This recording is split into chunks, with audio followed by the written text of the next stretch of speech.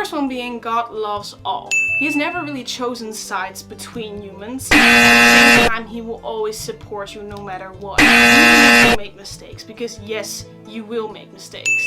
And by the way, Therianthropy is not a mistake on its own.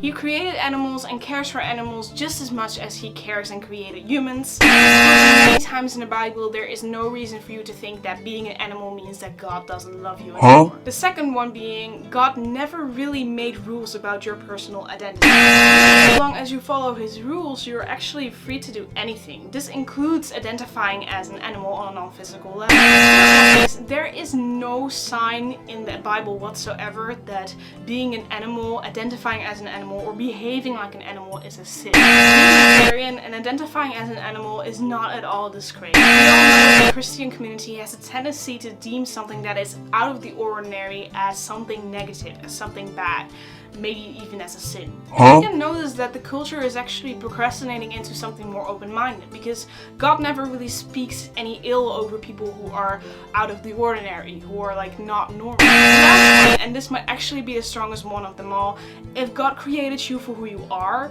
then he must have created you as a Therian. God never really creates people.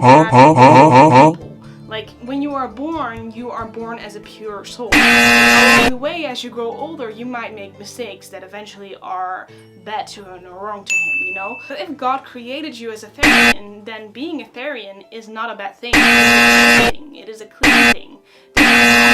There are also two last notes that I wanted to mention to you guys. The first one being, Therianthropy doesn't really have to do with Christian religion whatsoever. Just as your gender identity, for example, doesn't have anything to do with your religion. If you're male, then what does that have to do with the fact that you're a Christian? Or if you're a female, what does that have to do with the fact that you're a Jew? There is no relation with identifying as an animal and believing in a God. The second one is, you have to realize that believing in a universal God is actually as strange as identifying as an animal.